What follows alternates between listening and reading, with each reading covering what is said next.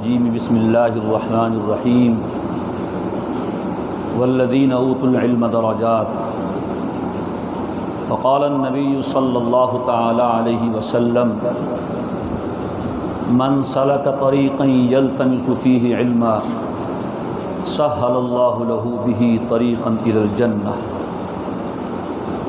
او کما قال رسول اللہ صلی اللہ تعالی علیہ وسلم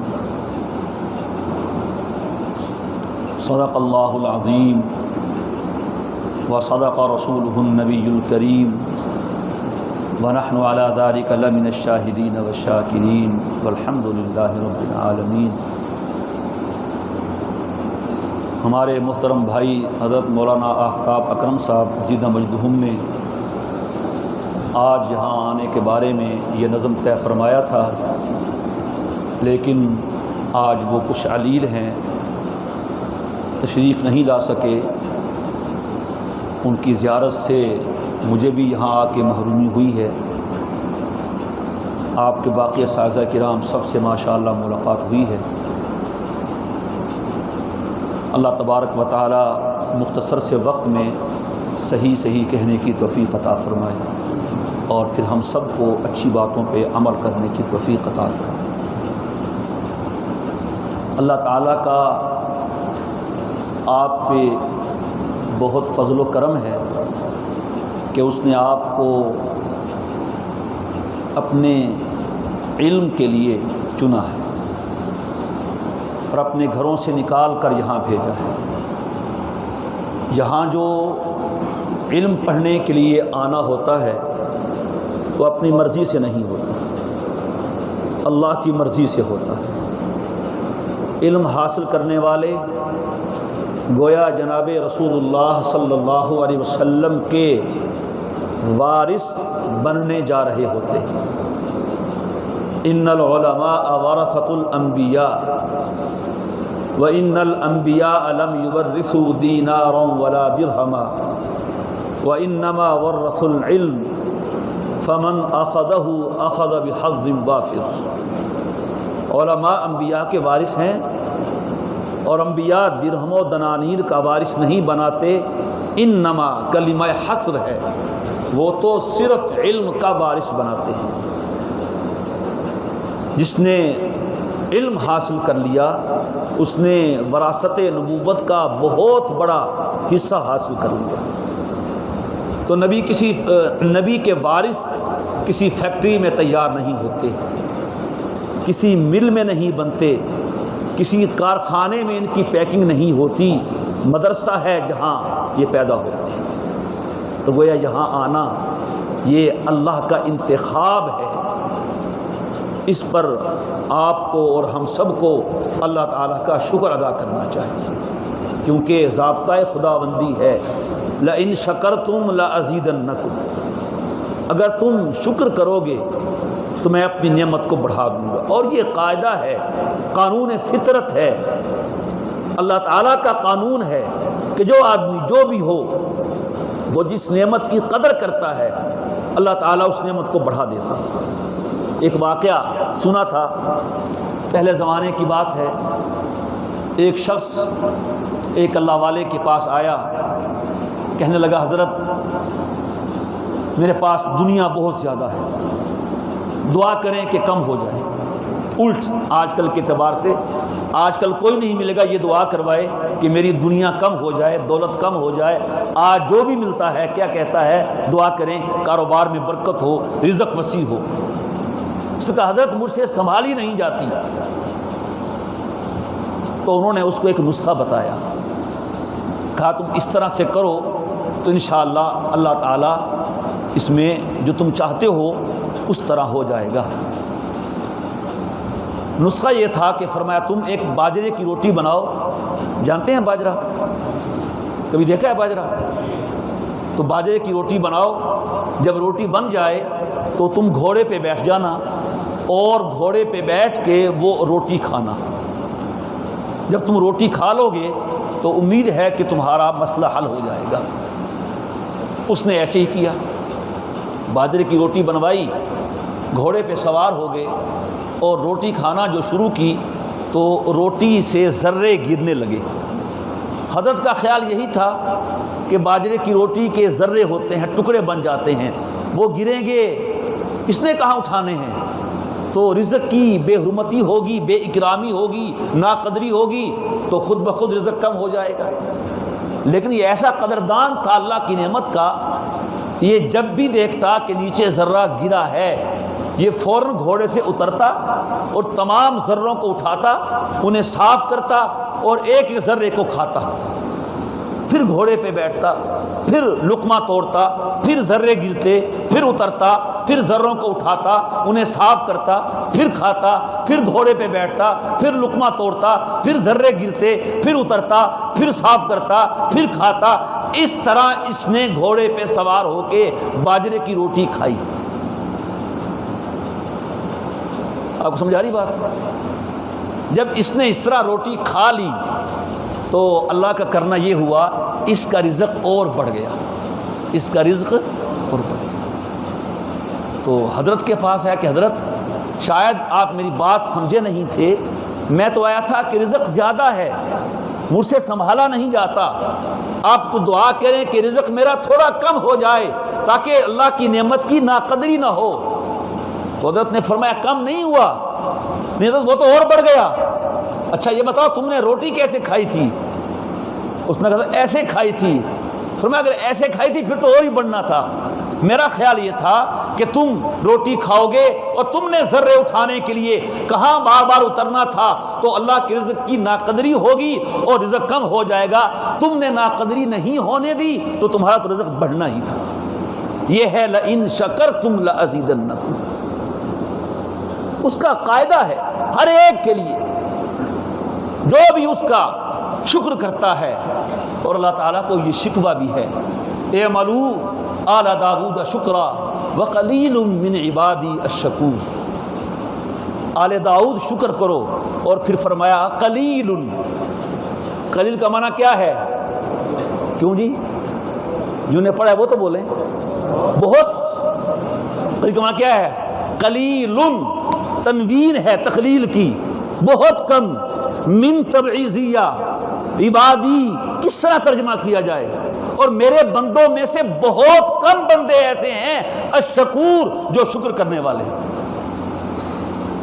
آدمی ناشکرہ بن جاتا ہے۔ ان الانسان خلق ہلوعا اذا مسہ الشر جزوعا واذا مسہ الخیر منوعا ان الانسان خلق ضعیفا وکان الانسان قتورا۔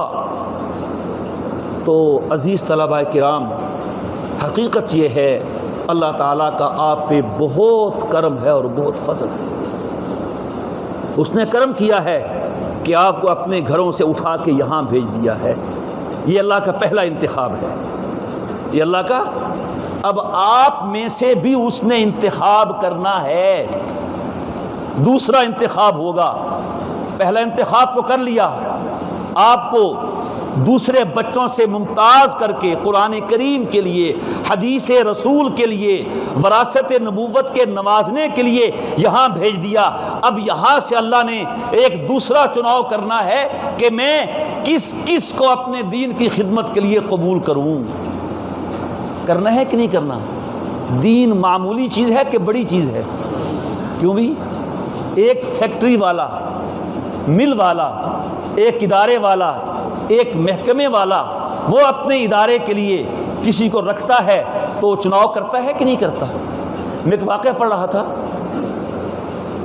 ایک ادارہ تھا، انہوں نے جب بھی اپنا کوئی ادارے میں بڑے عہدے کا افسر رکھنا ہوتا تو جو ڈائریکٹر ہوتا اس ادارے کا، وہ امتحان لے کے انٹرویو کر کے ایک لنچ اس کے ساتھ کرتا تھا۔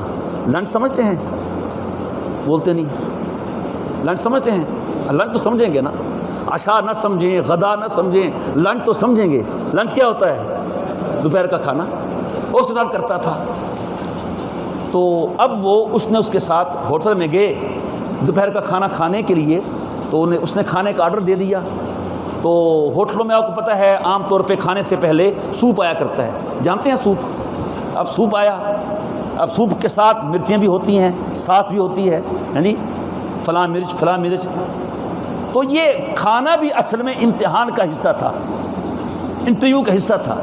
اس نوجوان نے اس سوپ میں بغیر چکھے وہ مرچیں ڈال دی، نمک بھی ڈال دیا اپنے حسب منشا، اور اس نے اس کو پھر مکس کیا، ملایا، اور وہ سوپ لیا اور بعد میں کھانا کھایا. جب کھانا کھا چکے تو ڈائریکٹر نے کہا ان سے کہ معذرت، ہم آپ کو اس سیٹ پر نہیں رکھ سکتے.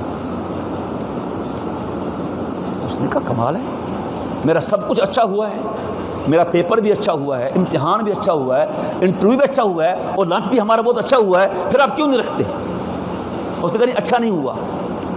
وہ یہ ہوا کہ جب سوپ آیا تھا تو میں تمہیں دیکھ رہا تھا کہ تم نے سوپ چکھے بغیر اس میں نمک مرچ ملا دیا تھا. تمہیں کیا معلوم کہ اس میں کتنا نمک مرچ ملانا ہے، ملانا بھی ہے یا نہیں ملانا؟ تو اس سے ہمیں معلوم ہوا کہ تم بغیر دیکھے فیصلہ کر سکتے ہو. اگر تم نے سوپ میں بغیر چکھے نمک مرچ ملا دیا ہے تو کل تم ہمارے ادارے میں بھی بغیر دیکھے کوئی سٹینڈ لے لو گے، کوئی فیصلہ کر لو گے، ہم تم سے معذرت کرتے ہیں. تو سوپ میں نمک فالتو ملانے والا ریجیکٹ ہو سکتا ہے، تو مدرسے میں آ کے باورچی خانے سے نمک زائد اٹھانے والا وہ ریجیکٹ کیسے نہیں ہو سکتا؟ تو کہتے ہیں نا کیمرے کی نظر آپ کو دیکھ رہی ہے، یہاں کیمرے ہیں، کیمرے کی نظر دیکھ رہی ہے، اور یہ تو اللہ تعالیٰ کا کیمرہ ہے. اسے سمجھ آنا چاہیے کہ دفتر میں بیٹھ کر آپ کے استاد صاحب آپ کی نقل و حرکت کو دیکھ سکتے ہیں تو اللہ اپنے عرش پہ ہو کر ہماری نقل و حرکت کو نہیں دیکھ سکتا؟ تو یہ ہمارا بھی امتحان ہے، اور ویسے بھی دنیا کی زندگی سارا کے سارا امتحان ہی امتحان ہے. تو اب یہاں سے بھی انتخاب ہونا ہے. یاد رکھیے دکانیں بہت سے لوگ کھولتے ہیں، پھر کتنے لوگوں کی دکانیں بند ہو جاتی ہیں. مارکیٹیں بہت سی بنتی ہیں، کتنی مارکیٹیں فلاپ ہو جاتی ہیں، ختم ہو جاتی ہیں. ہر کسی کی دکان نہیں چلتی، ہر کسی کا سودا نہیں بکتا. آپ نے پڑھا ہوگا طلباء دورہ حدیث نے کہ امام بخاری رحمہ اللہ تعالی سے براہ راست بخاری پڑھنے والے شاگرد 90,000 تھے. کتنے تھے؟ انہوں نے کتنے عرصے میں یہ بخاری پڑھی تھی؟ 23 سال کے عرصے میں. امام بخاری رحمہ اللہ تعالی بخاری لکھنے کے 23 سال بعد تک زندہ رہے ہیں، اور ہر سال برابر بخاری کا درس دیتے رہے ہیں. اس 23 سال کے عرصے میں انہوں نے 90,000 طلباء کو بخاری پڑھائی ہے. تو کیا ان 90,000 کے نسخے ہم تک موجود ہیں؟ 4 مشہور نسخے ہیں. پھر جو نسخہ ہمارے پاس ہے فربری کا، محمد بن یوسف بن مطر بن صالح، ان کا نسخہ ہمارے پاس ہے، اور انہوں نے 64 مرتبہ بخاری پڑھائی ہے. اور میرے علم میں اب تک نہیں ہے، کسی کا ہوگا کہ کسی نے اس سے زیادہ بخاری پڑھائی ہو. تو ان کے کتنے نسخے ہیں؟ 4 نسخے ہیں، 5 نسخے ہیں. ابو ذر کا نسخہ ہے، کشمہینی کا نسخہ ہے، اسیلی کا نسخہ ہے، ابو ذر کا نسخہ ہے، بس. تو سوال ہوتا ہے، طلبہ پوچھتے ہیں کہ جی پڑھنے والے تو بہت ہیں، نسخے تھوڑے کیوں ہیں؟ تو جواب یہی ہوتا ہے کہ ہر کسی کی دکان چلتی نہیں ہے، ہر کسی کا سودا بکتا نہیں ہے. وہ اللہ تعالیٰ کا دوسرا انتخاب ہے. اب دیکھتے ہیں عزیز طلبہ کہ اس دوسرے انتخاب میں آپ کس حد تک کامیاب ہوتے ہیں. خوش نصیب ہے وہ آدمی جو علم کا حصہ بنے. سرکار دو عالم صلی اللہ علیہ وسلم کی یہ وراثت ہے، یہ قرآن کا علم ہے، اس کو معمولی نہیں سمجھنا چاہیے. یہ حدیث کا علم ہے، یہ مدینہ منورہ اور مکہ مکرمہ سے آیا ہوا پاک علم ہے. آج مکے سے کوئی چیز آئے، مدینے سے کوئی چیز آئے، ہم کتنی خوشی سے لیتے ہیں. مکے مدینے جانے والے وہاں سے تحفے لے کے آتے ہیں، ہدایہ لے کے آتے ہیں، وہ بڑی محبت سے پیش کرتے ہیں، حضرت یہ آپ کے لیے مکے سے خود لے کے آیا ہوں، یہ آپ کے لیے مدینہ سے لے کے آیا ہوں. عزیز طلباء کرام، یہ قرآن و حدیث کا علم یہ مکے اور مدینے سے تو آیا ہے، اور کہاں سے آیا ہے؟ اور اس سے بڑھ کے سنیے کہ یہ قرآن اور یہ حدیث اور یہ علم نبوت نہ صرف یہ کہ مکے اور مدینے سے آیا ہے، بلکہ جناب رسول اللہ صلی اللہ علیہ وسلم کے مبارک سینے سے آیا ہے. تو یہ ہمارے پاس آ گیا ہے. اب ہم نے اپنے آپ کو اس کے قابل بنانا ہے.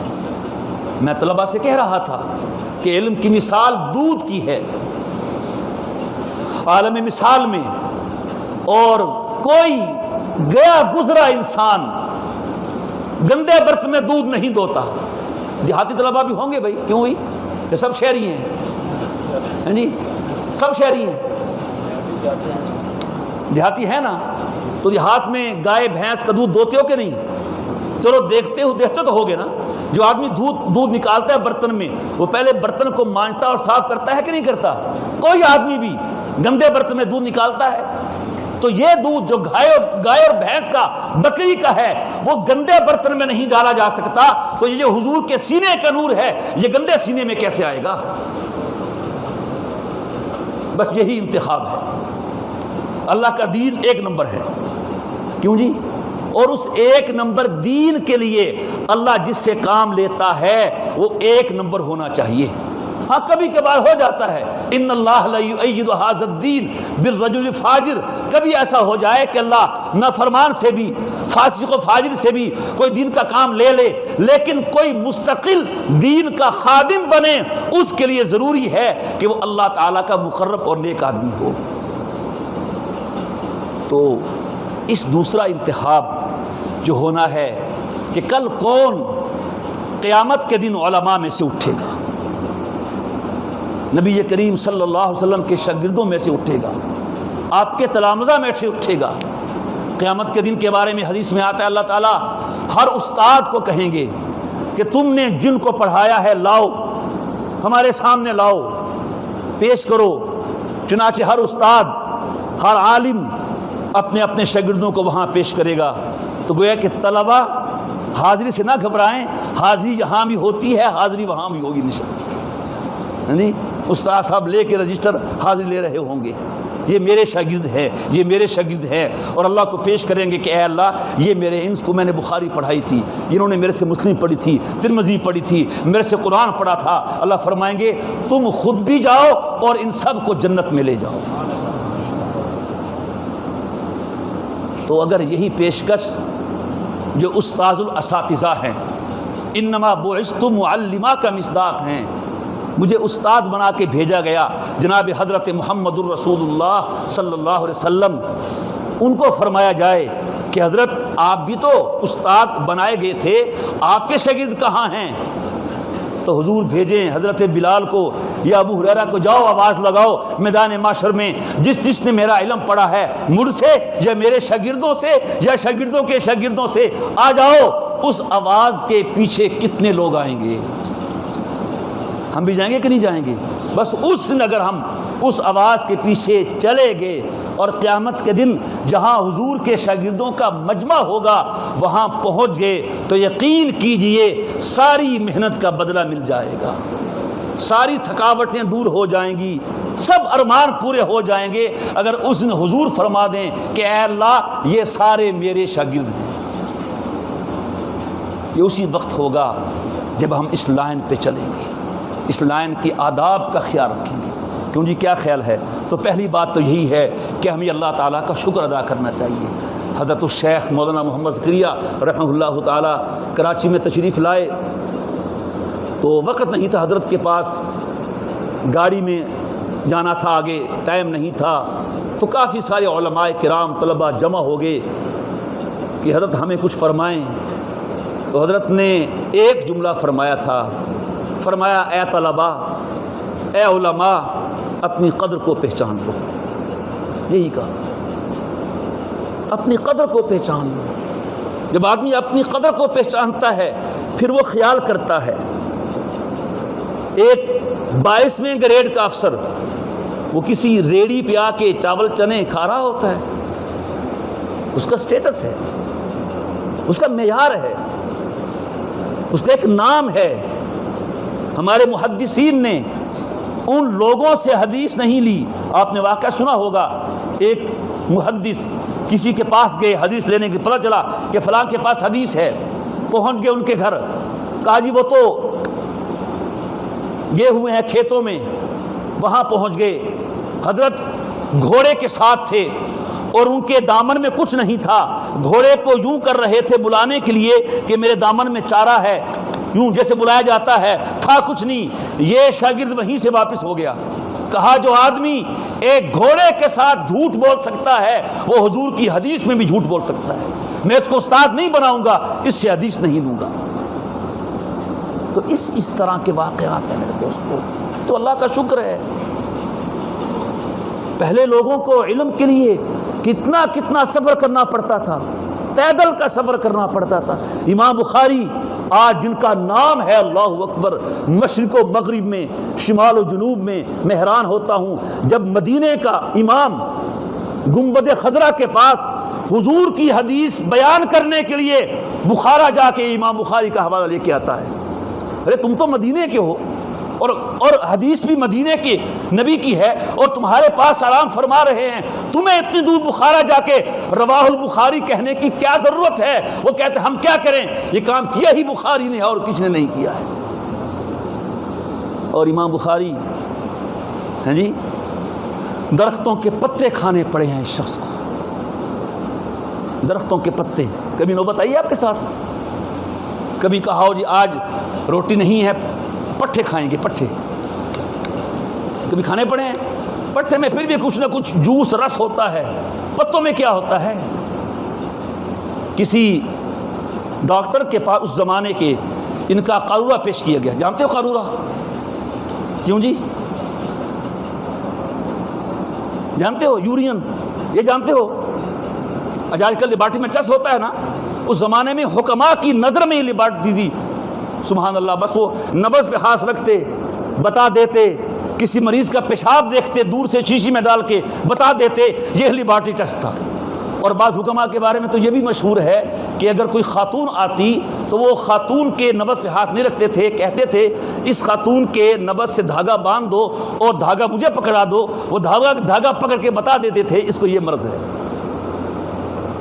تو کسی نے شرارت بھی کی، شرارتی لوگ بھی تو ہوتے ہیں نا، یعنی میں کہہ رہا تھا دورے والوں کو کہ حضرت شیخ صاحب رحمہ اللہ تعالیٰ فرمایا کرتے تھے کہ دین کے علم پڑھنے والے طلباء اللہ کے ولی ہوتے ہیں لیکن یہ شرارتی ولی ہوتے ہیں، اگر یہ شرارتیں کرنا چھوڑ دیں تو ان سے بڑا ولی کوئی نہیں ہوتا۔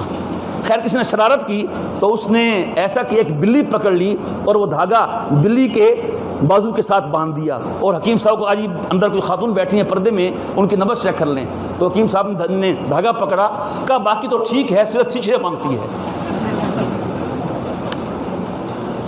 خیر تو کسی طبیب کو امام بخاری کا قارورہ پیش کیا گیا تو اس نے دیکھ کے کہا یہ تو کسی راہب کا قارورہ معلوم ہوتا ہے۔ اس زمانے کے راہب سالن استعمال نہیں کیا کرتے تھے۔ امام بخاری سے آ کے پوچھا گیا حضرت یہ طبیب کیا کہہ رہا ہے؟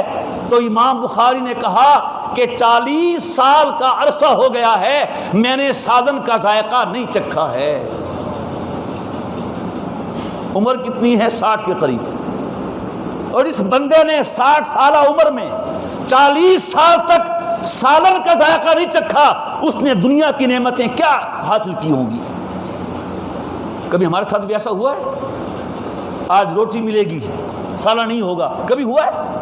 مدرسے میں، گھر میں، کہیں ہوا ہے؟ ان لوگوں نے ایک دن نہیں، 2 دن نہیں، خدا کی قسم جہاں ہو مدرسے خالی ہو جائیں، طلبہ پڑھنا چھوڑ دیں، لیکن کمال ہے امام بخاری کا، اس مرد خدا نے، اس شخص نے 40 سال تک سالن کے بغیر روٹی کھا لی ہے مگر حضور کے دربار کی غلامی نہیں چھوڑی ہے، لگا رہا ہے۔ اور خود کہتے تھے الہمت حفظ الحدیث، جس کا ترجمہ میں طلباء کے لیے کرتا ہوں کہ مجھے پیدا ہی حدیث یاد کرنے کے لیے کیا گیا ہے۔ اور خود امام بخاری کہتے ہیں ایک مرتبہ ایسا ہوا میں نے دعا مانگی وہ قبول ہو گئی، پھر مانگی پھر قبول ہو گئی، اچھا میں نے یہ سمجھ لیا کہ اللہ میری دعا رد نہیں کرتا، تو امام بخاری کہتے ہیں اس کے بعد میں نے اللہ سے دنیا مانگنا چھوڑ دی ہے۔ اور ہم جیسوں کو پتہ ہو یا پتہ ہو ہمیں کہ جی فلاں بزرگ مستجاب الدعوات ہیں، ہم اس سے کیا دعائیں کرائیں گے؟ سوچ لیں۔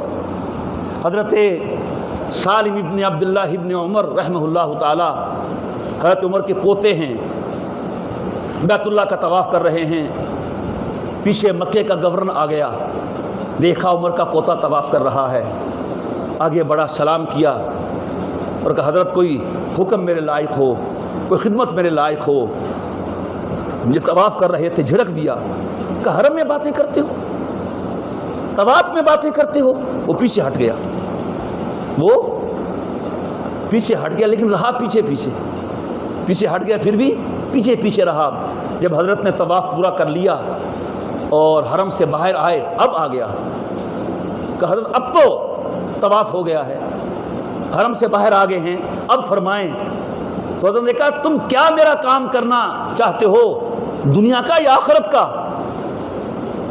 کہا جی دنیا کا، آخرت کا تو مجھے بھی پتہ نہیں میرے ساتھ کیا ہو. فرمایا جاؤ، سالم نے آج تک دنیا پیدا کرنے والے سے نہیں مانگی، تجھ سے کیا مانگے گا؟ کوئی میرا آخرت کا کام کر سکتے ہو تو کرو، میرا دنیا کا کوئی کام نہیں ہے جو میں نے اللہ کو نہیں کہا، تجھے کیا کہوں گا؟ ہمارے حضرت مولانا یوسف بن نور رحمہ اللہ تعالی ہمارے اکابرین میں سے، سبحان اللہ. اور آپ کو معلوم ہونا چاہیے ہمارے شیخ حضرت خواجہ خان حسین رحمہ اللہ تعالیٰ کے یہ استاد ہیں.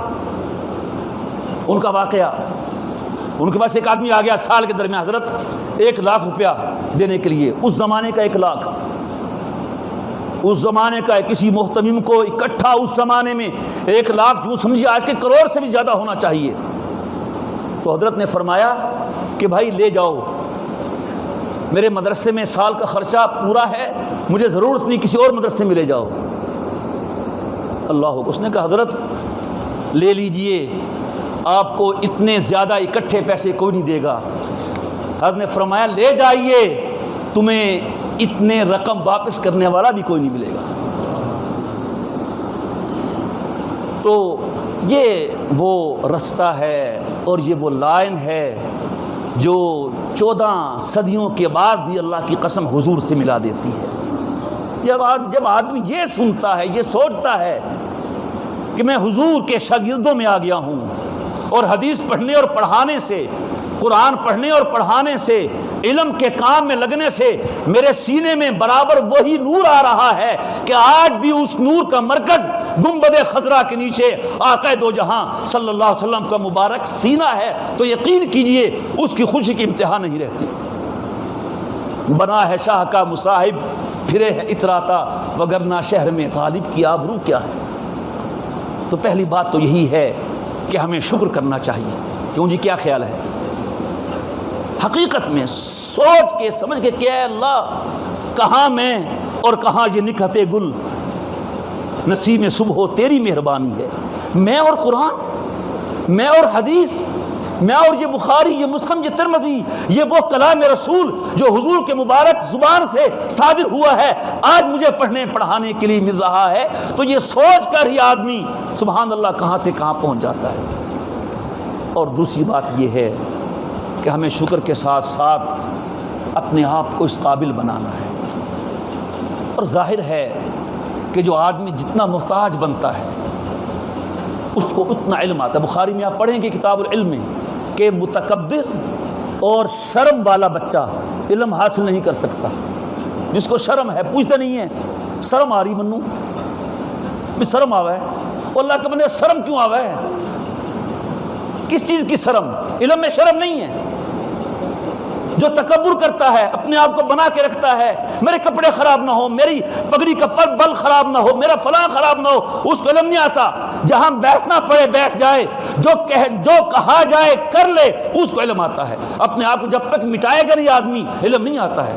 العلم لا یؤتک بعدہ حتی تؤتہ کلک. جب تک تم اپنے سارے کا سارا علم کو نہیں دو گے، علم اپنا ذرہ بھی تمہیں اپنے حوالے نہیں کرے گا. ہمیں جھکنا ہے علم کے آگے، مٹ جانا ہے. مٹا دے اپنی ہستی کو. اگر کچھ مرتبہ چاہے کہ دانہ خاک میں مل کے گل و گلزار ہوتا ہے. جو بڑے بڑے درخت آپ کو نظر آ رہے ہیں، بڑے بڑے کھیت نظر آ رہے ہیں، ان کا ماضی کیا ہے، ان کے پیچھے کیا ہے؟ دانہ ایک مرتبہ مٹی میں مل جاتا ہے، اور جو دانہ مٹی میں نہیں ملتا وہ ضائع ہو جاتا ہے. درخت اسی بیج کا نکلتا ہے، کھیت اسی بیج سے نکلتا ہے جو دانہ مٹی میں جا کے اپنے آپ کو ختم فنا کر لیتا ہے. یہ زمانہ آپ کا اپنے آپ کو مٹی سے ملانے کا ہے. مٹی میں ملا لیں اپنے آپ کو، اپنے اساتذہ کے سامنے اپنے بڑوں کے سامنے، علم کے سامنے، اسباق کے سامنے، تکرار و مطالعہ کے سامنے اپنا اوڑھنا بچھانا علم بنا لیں، پھر انشاءاللہ یہ دانہ جو مٹی سے نکلے گا تو ایسا تن آور درخت بنے گا، اللہ اکبر، ہم اور آپ اس کا تصور بھی نہیں کر سکتے۔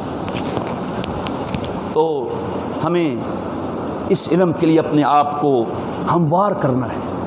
زمین پہ گوڈی نہیں کرتے، کیوں جی؟ کبھی دیکھا ہے؟ میں نے ایک طالب علم سے پوچھا حل کسے کہتے ہیں؟ کہتا حل ہوتا ہے۔ میں نے کہا کس چیز کا؟ کہتا لوہے کا۔ میں کہا تم لوہے کی پیداوار ہو نا، تمہیں پتہ نہیں، اصل تو حل لکڑی کا ہوتا تھا۔ ہمیں وہ زمانہ یاد ہے 1977 والا، پنجابی میں کہتے ہیں نا حل واہ، جانتے ہو؟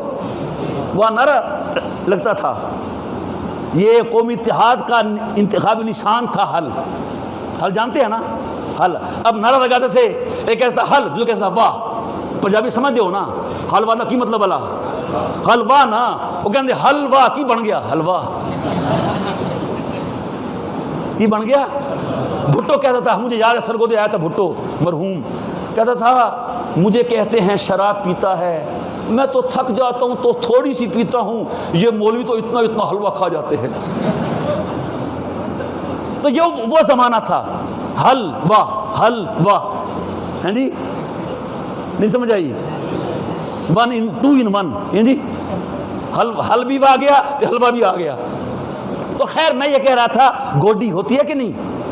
تو کسی درخت کو پیدا کرنے کے لیے زمین کو نرم کرنا پڑتا ہے، اور اس میں تکلیف ہوتی ہے۔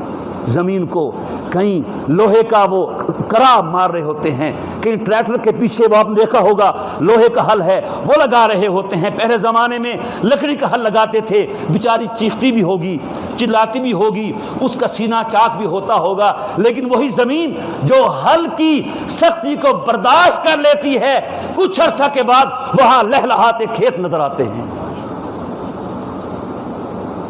اور جو کہے میں نے برداشت نہیں کرنا ہے جی، مشکل ہے، وہاں کچھ ہوگا، بنجر کی بنجر رہے گی۔ تو عزیز طلباء کرام، حصول علم کا زمانہ گویا گوڈی کا زمانہ ہے، زمین میں ہل پھیرنے کا زمانہ ہے، بیج کو اپنے اندر لینے کا زمانہ ہے۔ اور اللہ کہتا ہے زمین سے کہ تو اپنے اندر بیج لے لے، آگے میں جانوں، میرا کام جانے۔ کاشتکار نے تو بیج پھینک دیا، اندر اس بیج کو کون پھاڑتا ہے؟ افرائیتم ما تحرثون انتم تزرعونہ ام نحن الزارعون، بھلا بتا تو صحیح اے کاشت کرنے والو، کاشت تم کرتے ہو یا ہم کرتے ہیں؟ کھیتیاں تم اگاتے ہو یا ہم اگاتے ہیں؟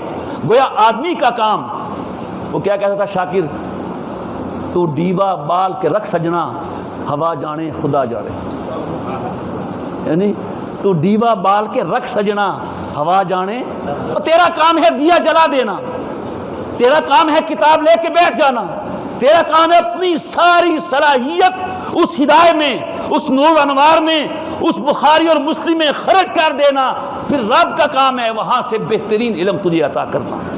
اگر تو بیٹھتا ہی نہیں ہے کہ یہ تو ہمیں نہیں سمجھ نہیں آتی جی، بیٹھ تو گیا ہے لیکن کتاب میں نہیں گھستا، پھر کچھ نہیں ہوگا۔ آج ہم اپنے آپ کو علم کے حوالے کر دیں۔ حضرت شیخ رحمہ اللہ تعالیٰ، مولانا ذکی رحمہ اللہ تعالیٰ جب بڑے ہو گئے تھے تو لوگ ان کے والد صاحب سے کہتے تھے زکریا بڑا ہو گیا ہے، ایسے ہی پھرتا رہتا ہے، ایسے ہی پھرتا رہتا ہے۔ ان کے والد صاحب مولانا یحییٰ فرماتے تھے ٹھہر جاؤ، ابھی بچہ ہے، جب اس کا سر کولو میں آئے گا، جب یہ میدان علم میں آئے گا، پھر موت تک اس میں لگا رہے گا۔ لگا رہا کہ نہیں لگا رہا؟ آج کل لوگ بزرگوں کی یہ تو چیزیں جانتے ہیں، بزرگ وہاں گئے، بڑا استقبال ہوا، بڑے کھانے ملے، لیکن جو بزرگوں نے محنتیں کی ہوئی ہیں وہ سامنے نہیں ہیں۔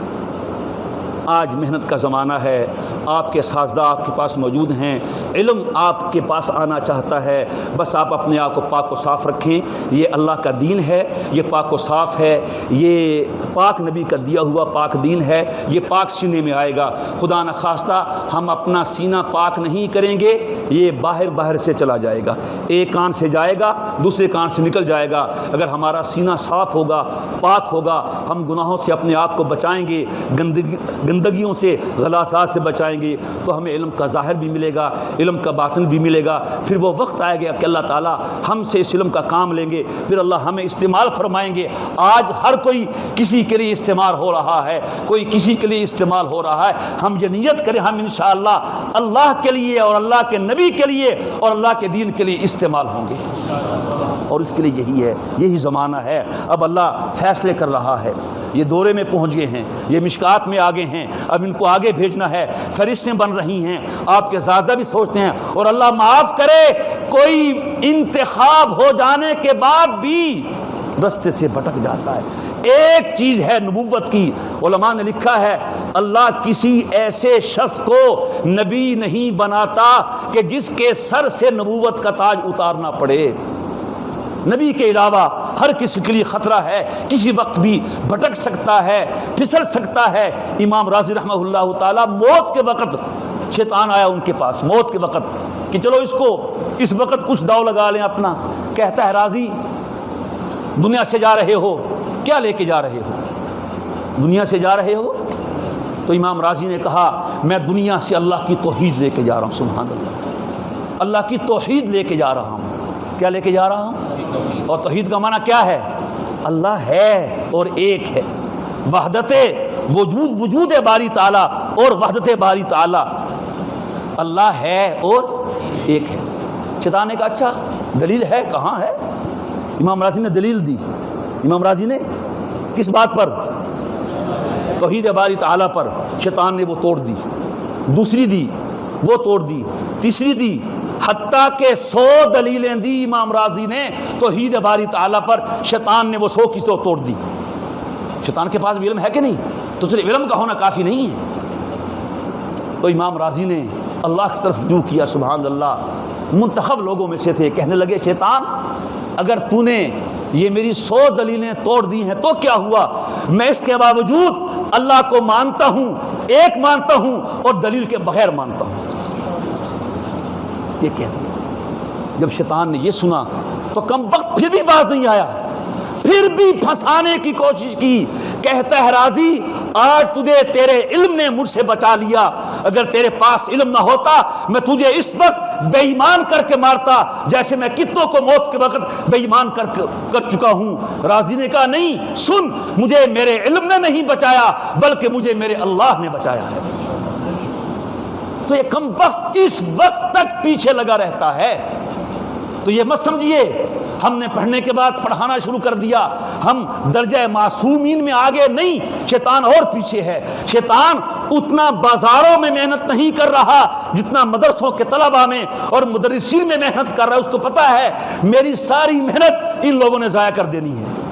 میں نے لوگوں کو بے نمازی بنانا ہے، انہوں نے جا کے دعوت دینی ہے، بے نمازیوں کو نمازی بنا دینا ہے. تو اس کی محنت آپ کے پیچھے ہے. آپ بچیں. ان الشیطان لکم عدو فاتخذوه عدوا. شیطان دشمن ہے، اس کو دشمن سمجھو. اللہ تعالی ہمیں شیطان کے اور نفس کے حملوں سے بچنے کی توفیق عطا فرمائے اور ہمیں اس علم کا نور اور اس کی برکتیں عطا فرمائے. اور اللہ تعالیٰ نے جن سے دین کا کام لینا ہے اللہ تعالیٰ ہم سب کو اس میں شامل فرمائے. وآخر دعوانا ان الحمدللہ.